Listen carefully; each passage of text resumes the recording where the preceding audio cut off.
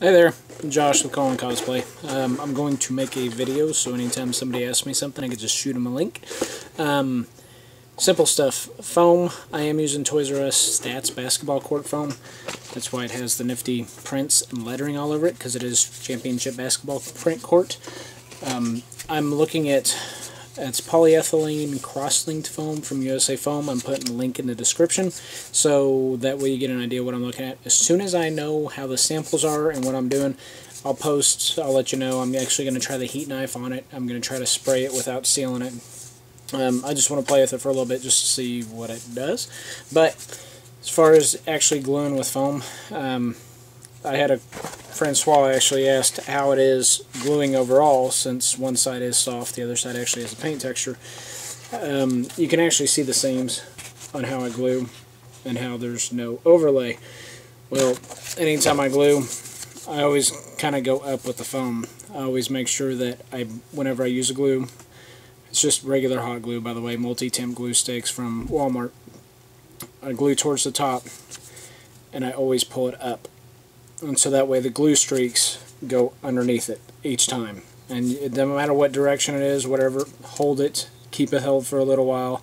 Don't be like 1, 2, and then let go, because the seams will bust on it.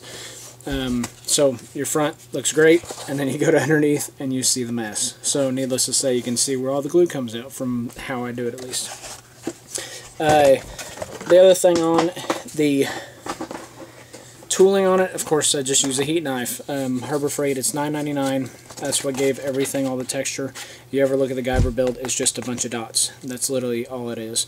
Has several different heads on it. You give it a bunch of different textures, and it looks really cool. So as soon as it was done, right now I would spray this, but I'm trying to use the Epsilon, which is what I'm getting to. Which this is treated with the Epsilon. You've seen 4 of these now, and you see that the seams are pretty much, they're almost gone. I mean, you can't see anything. A lot of stuff is actually gone on it. It does this is 2 coats, 2 really thin coats with just the chip brushes. You can actually hopefully hear that. You can tell there's a plastic coat on it. It still has its flexibility because it is still just foam. It does have smear marks from the chip brushes. I actually called Smooth on and asked why it didn't self-level. He said when you do the thin coats and use a chip brush, of course you're going to have that, so try to do thicker coats, use a foam brush, and then hopefully, you know, it'll self-level and give yourself more working time.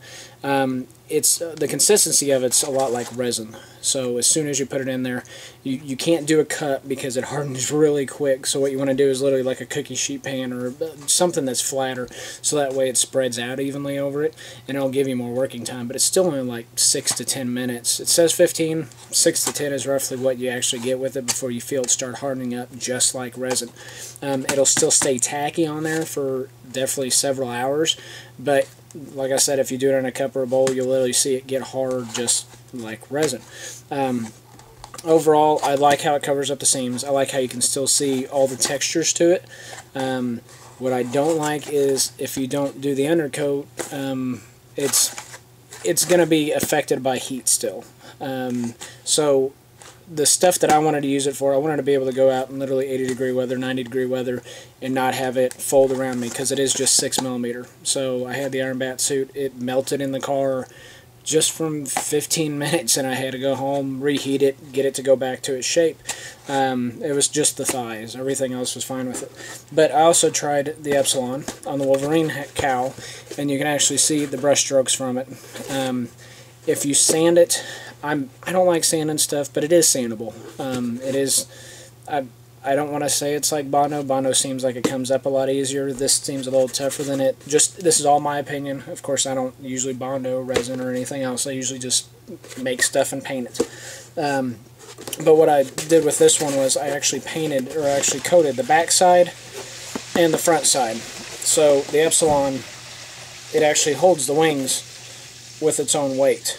So there's no bend to it. There's a little give to it, but the actual cowl, that shape is not going anywhere with it, which is really cool. So I kind of like how it holds that. It's definitely some different stuff depending on what you like. I probably won't ever use this stuff again, at least after I'm done with this stuff, because I'm not really into it for what I was wanting to use it for. I was wanting something that was hard and I'd go out in the heat. I'm usually gentle with my stuff, so I don't have to worry about somebody running into it or hitting it, but it's, you know, it's better than just having naked foam like I have, but it's not worth my time at all. It's definitely not worth the sanding or the definitely the cost. I like painting and running. So if you have any other questions, please feel free to message me. I'll do another one, that way I can toss it on there, but this is all test run, seeing what we can do. Just keep me posted for what you want to see. I know I'm doing the Predator stuff, and it's 4 of everything, so it looks very boring. But thank you for liking the page. Thank you for keeping up with me. And, you know, whenever I find out about the foam or I play some more with the Epsilon, I will definitely post about it. But this was just, it was my first experience with it. I have to get used to it just like everything else, and I'll let you know. So, thanks for watching.